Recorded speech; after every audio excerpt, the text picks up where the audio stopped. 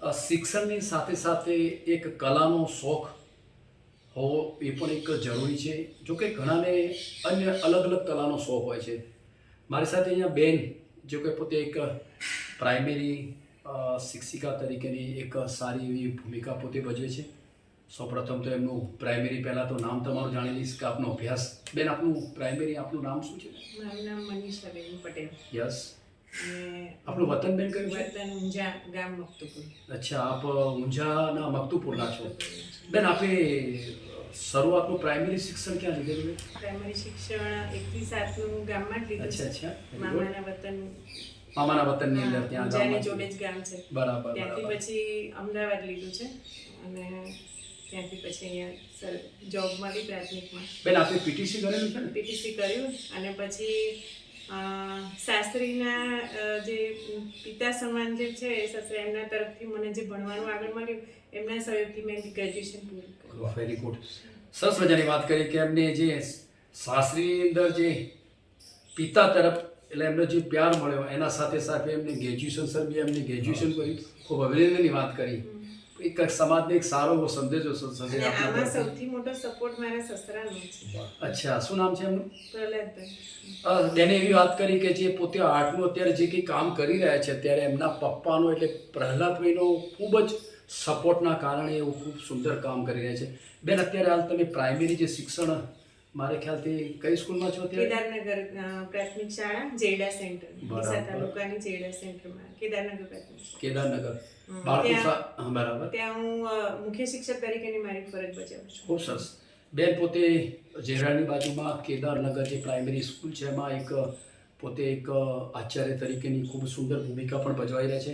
એની સાથે સાથે બેન, હું તમને એક પ્રશ્ન એવું પૂછું કે આપણે શિક્ષણમાં તો ખૂબ અવ્વલ કામ કરો છો, મેં હું જાણ્યું છે, પણ બહુ સરસ કામ કરો છો, એવું પણ કરો છો. લગભગ શિક્ષણમાં આપ કેવી એવી પ્રવૃત્તિ કરો છો? શૈક્ષણિક પ્રવૃત્તિ એવી કેવી કરો છો શિક્ષણ ક્ષેત્રની? શિક્ષણ ક્ષેત્રે તો બાળકો સાથે અત્યારે વર્ગમાં જવાનું નથી થતું, પણ ઈચ્છા એવી થાય કે કંઈક નવી નવી જે ક્વિઝ અત્યારે ઓનલાઈન ક્વિઝ છે ડિજિટલ માધ્યમથી એના દ્વારા પણ બાળકોને અમે નવું શિક્ષણ આપીએ છીએ.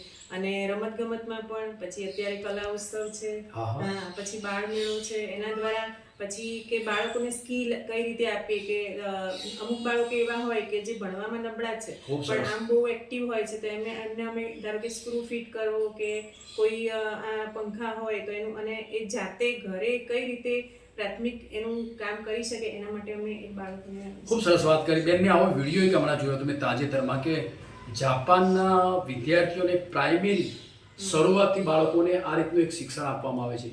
એ ટાઈપનું આપ કામ કરી રહ્યા છો. ખૂબ ધન્યવાદ કહેવાય આપણી. સરસ, બહુ સારી વાત કહેવાય સર.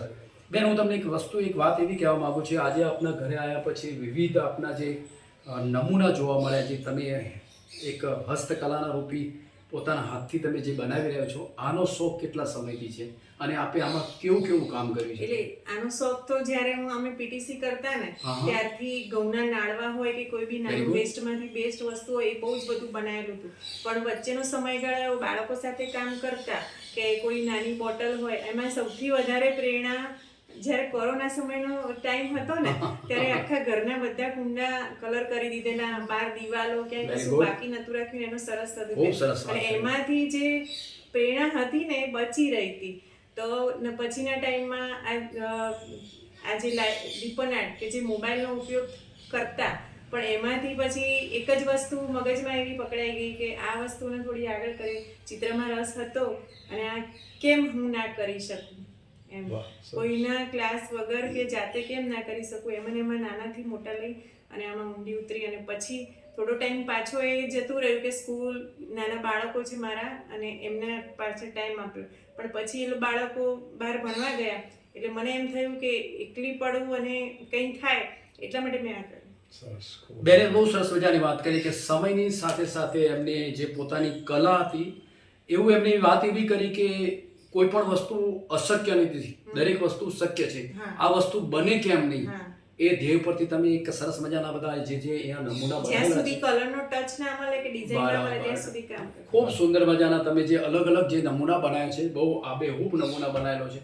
જે એની અંદર તમે કલર્સ છે, એની અંદર જે કાચનો ઉપયોગ કર્યો છે, બેન તમે જે અહીંયા જે લાઇનિંગ કરી છે એનો કઈ રીતનો ઉપાય એક આપેલો છે? ક્લે આવે છે એ બંને એક વ્હાઈટ અને થોડી ડાર્ક આવે જેમ એન્સિલ આવે છે ને કે અચ્છા, બંને અચ્છા. ભેગી કરીને હાર્ડ કરીએ બસ આ એક જાતનું એન્સિલ નું પણ આ ક્લે એક વર્ક માટે આવે છે બંનેને મિક્સ કરવાનું અને પછી એને વણીને આ કામ કરવામાં આવે છે. બેને બહુ સુંદર મજાની વાત કરી જો કે પોતે જે આ વર્ક કરી રહ્યા છે એ જુદા જુદા કાચ છે, પછી એનો અંદર જે એનું ગમ આવે છે, પછી જે અલગ અલગ પ્રકારના મટીરિયલ્સ આ આવે વસ્તુ એવી છે કે તમે આમાં ઊંડા ઉતરો ને ચિત્રમાં અને મિરરમાં એટલે પછી કોઈ જ ચિંતા નહીં રહેતી બધું જ કામ ઓકે થઈ જાય ખોવાઈ જવાય છે, અચ્છા, મજા અચ્છા, આવે. એક અચ્છા. જાતનું એક્ટિવ રહેવાય ગ્રીન બની જવાય. અને કલરની સાથે પોતાનું જીવન બી રંગે.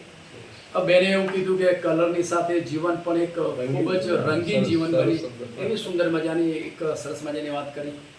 જો કે બેન આજે તમારી સાથે એક મળવાનો સુંદર મોકો મળ્યો. આજે જુદા જુદા તમારા જે બનાવેલા નમૂના જોવા મળ્યા.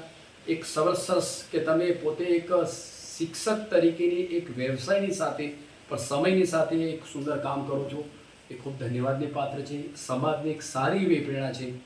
આવનારા સમયની અંદર હું તમને વિશેષ શુભેચ્છાઓ પાઠવું છું કે આપ ખૂબ ઉમદા કામ કરી અને એક રાષ્ટ્રને એક સારું એવું સન્માન આપવા હોય એ મારી તમને હૃદયપૂર્વકની શુભેચ્છાઓ છે. Wish you all the best luck. જય શ્રી રામ, જય શ્રી રામ, જય શ્રી રામ.